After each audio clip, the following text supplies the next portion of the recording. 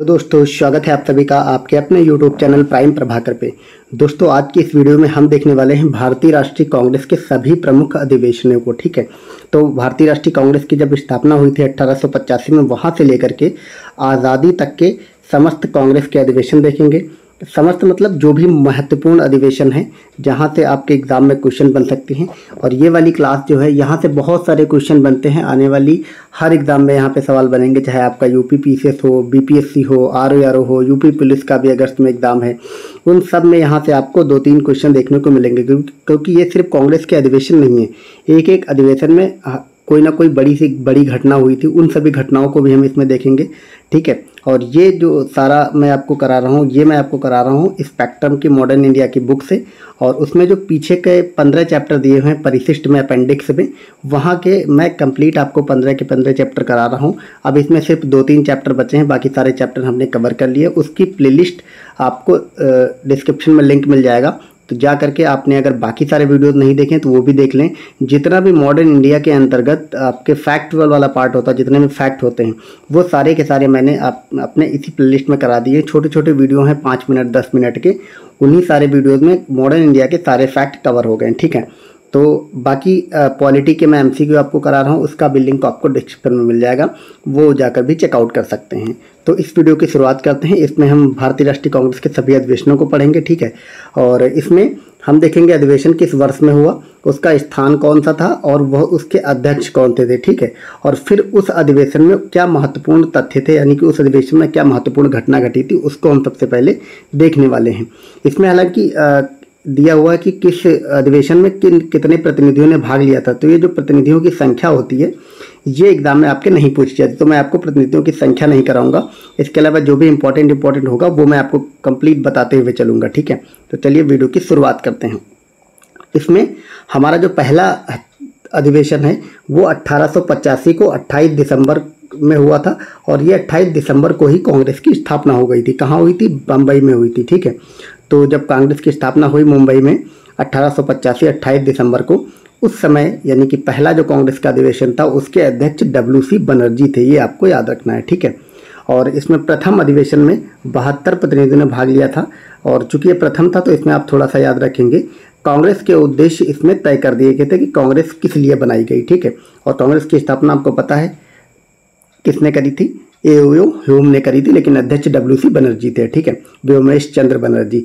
दूसरा जो अधिवेशन था वो 1886 में हुआ, 28 दिसंबर को ही हो गया था।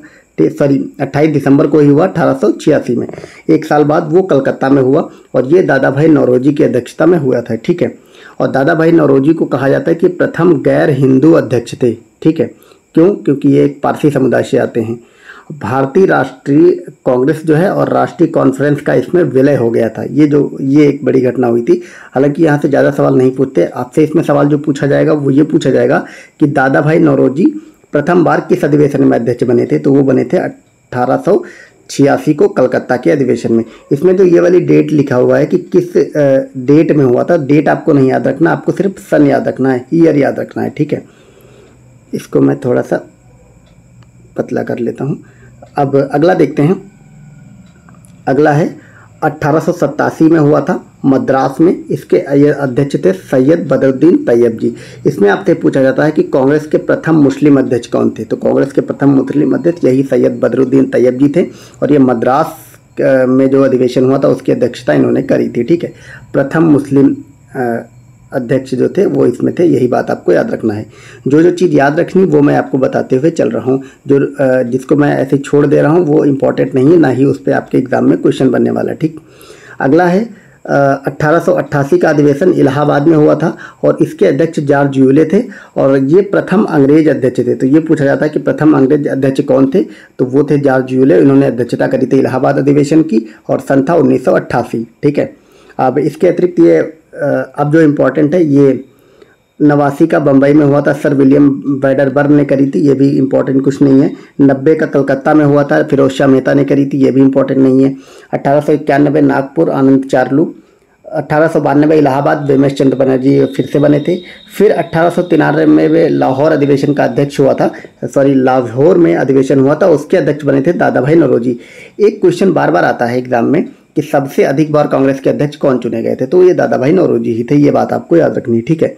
फिर 1894 का मद्रास में हुआ था, अल्फ्रेड वेब बने थे, ये भी एक अंग्रेज थे, लेकिन चूंकि प्रथम अंग्रेज पूछा जाता तो ये वाला ज़्यादा इंपॉर्टेंट है। फिर पूना में हुआ था 1895 में, उसके अध्यक्ष सुरेंद्र नाथ बनर्जी बने थे। देन आफ्टर 1896 में कलकत्ता में हुआ, फिर M.A. सयानी बने। अमरावती में हुआ 1897 में, उसके अध्यक्ष M.C. शंकरन बने। फिर मद्रास में हुआ 1898 में, फिर आनंद मोहन बोस बने। और 1899 में लखनऊ में हुआ, जिसमें रमेश चंद्र दत्त बने। ये वाले इतने इंपॉर्टेंट नहीं, मतलब इस पर कोई सवाल नहीं बनता है, क्योंकि इसमें कोई खास बहुत ज़्यादा घटनाएं नहीं हुई थी, सिर्फ प्रतिनिधियों की संख्या लिखी हुई, तो इनको आप लोग स्किप कर सकते हैं। क्योंकि इसमें इंस्पेक्टर ने सारे अधिवेशन दे रखे हैं तो वो थोड़ा इंपॉर्टेंट हो जाता है। लेकिन क्या इंपॉर्टेंट है कि एग्जाम की दृष्टि से मैंने सारे PYQ एनालिसिस किए हुए हैं, इसलिए मैं आपको बताते हुए इन बातों को चल रहा हूँ, ठीक है। तो मैं जो इंपॉर्टेंट बताऊँगा वही आपको याद रखना है।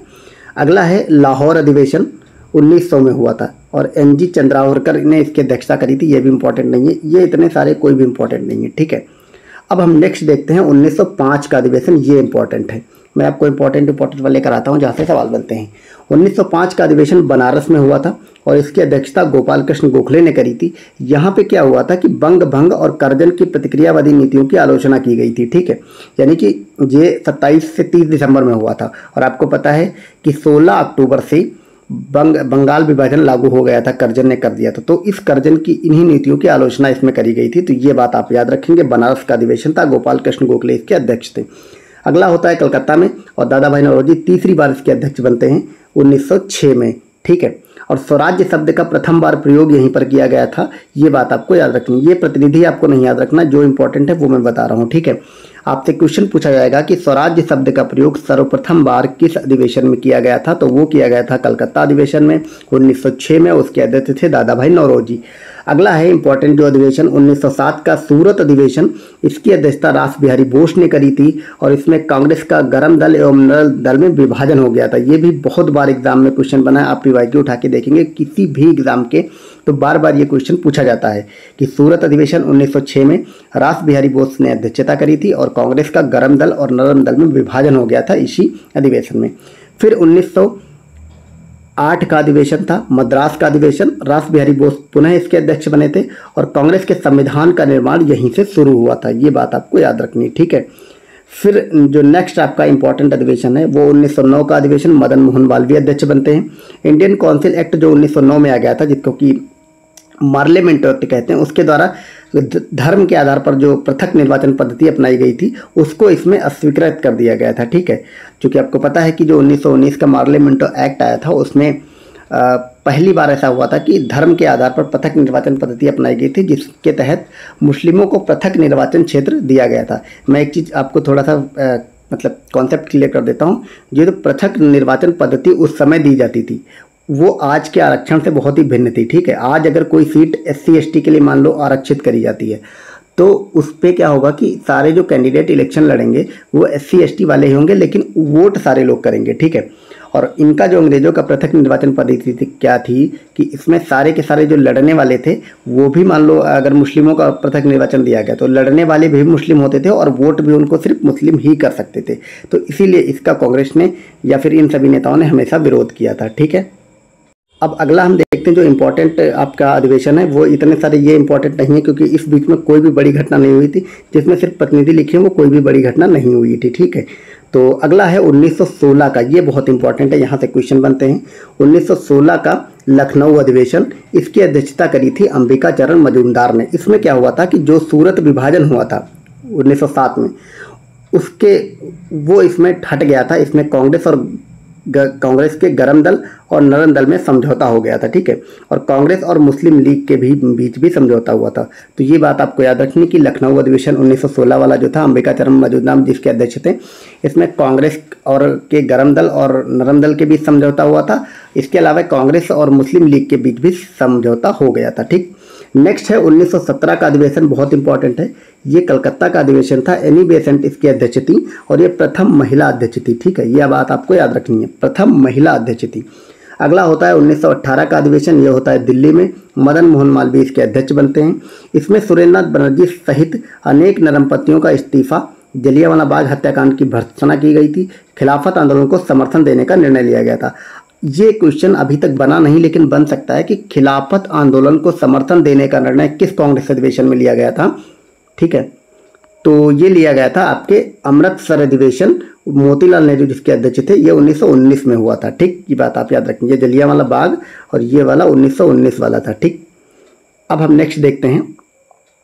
नेक्स्ट है जो इम्पोर्टेंट आपका है, ये है 1920 का नागपुर अधिवेशन। सी विजय राघवाचार्य इसके अध्यक्ष थे। कांग्रेस का नया संविधान इसमें बनाया गया था, ये बात आपको याद रखेंगे। ठीक है, फिर अगला है 1922 का गया अधिवेशन। CR दास इसके अध्यक्ष थे और स्वराज पार्टी की स्थापना इसी के तहत, इसी मतलब टाइम पे की गई थी। किसने करी थी? मोतीलाल नेहरू और CR दास ने मिलकर के। अगला है जो इम्पोर्टेंट है वो है 1923 का काकीनाडा, दिल्ली में विशेष अबुल कलाम आज़ाद अधिवेशन हुआ था अलग से। ठीक है, ये बात आप रखेंगे।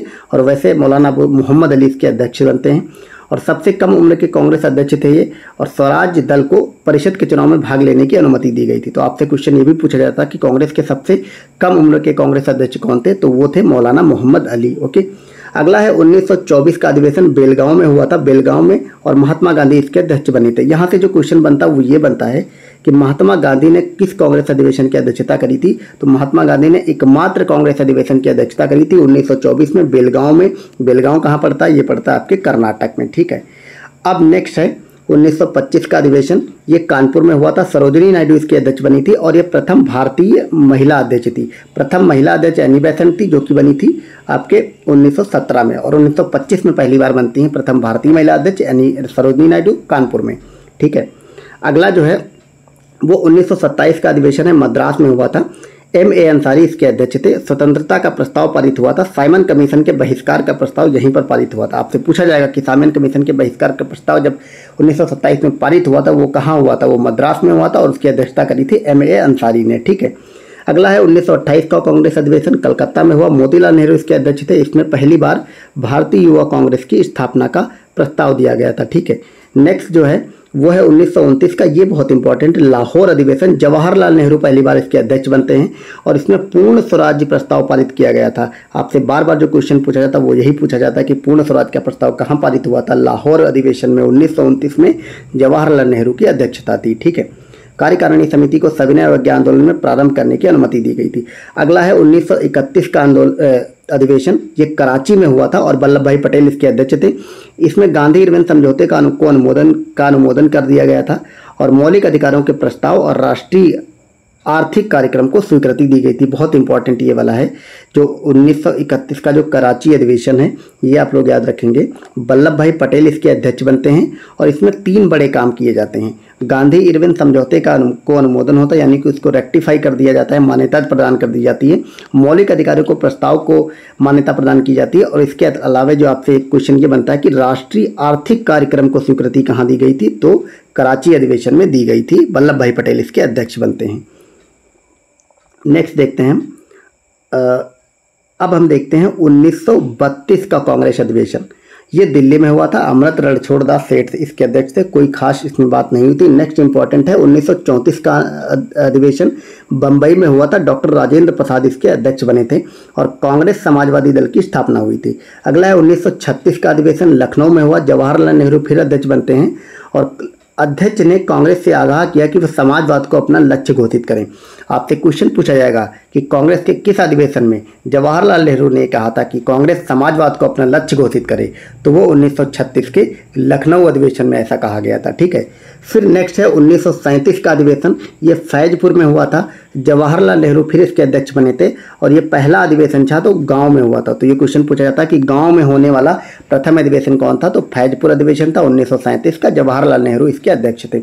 अगला है 1938 का अधिवेशन, ये हरिपुरा में हुआ था और सुभाष चंद्र बोस इसके अध्यक्ष बने थे।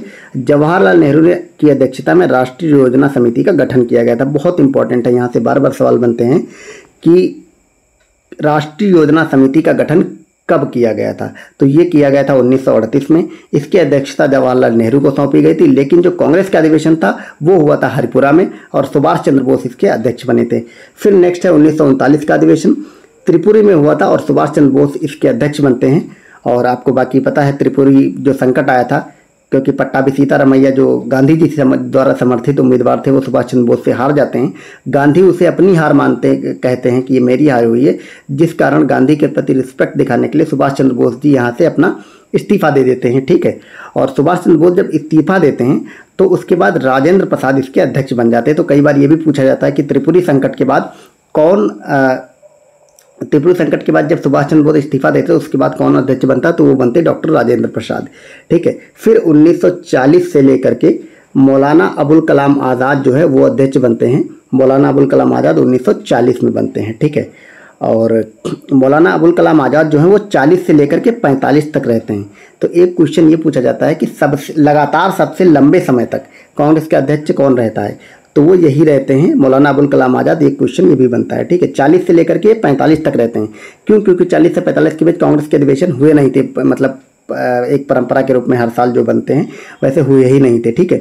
फिर 1946 में कांग्रेस के अध्यक्ष बने थे JB कृपलानी, और ये मेरठ का अधिवेशन था, ठीक है, ये आप याद रखेंगे, ठीक है।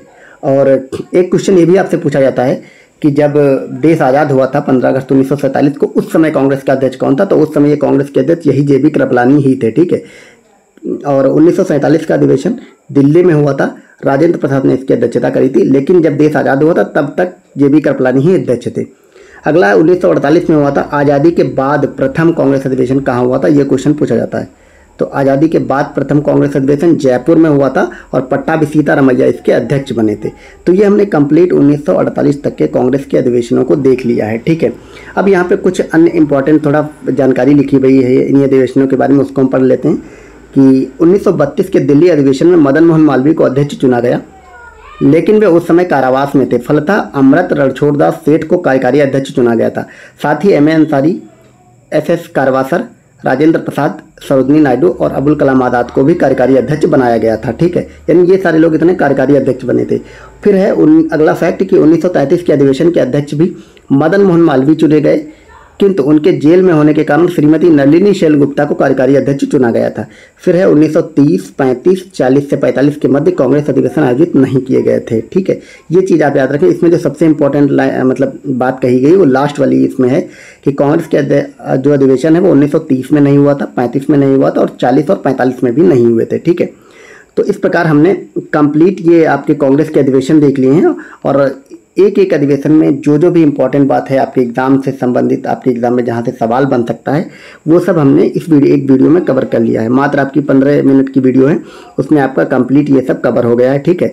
तो आपने अगर बाकी मॉडर्न इंडिया के फैक्ट वाली वीडियो नहीं देखी जहाँ के आपके एग्जाम में क्वेश्चन बनते हैं, वो भी उसका लिंक डिस्क्रिप्शन में मिल जाएगा, आप जा करके देखें। और ये वीडियो कैसी लगी, ये पहल कैसी लग रही है, आप लोग बताते चलिए, और वीडियो को अंत तक देखें। सब्सक्राइब नहीं किया तो वो भी कर लें। Thank you so much for watching. Bye bye.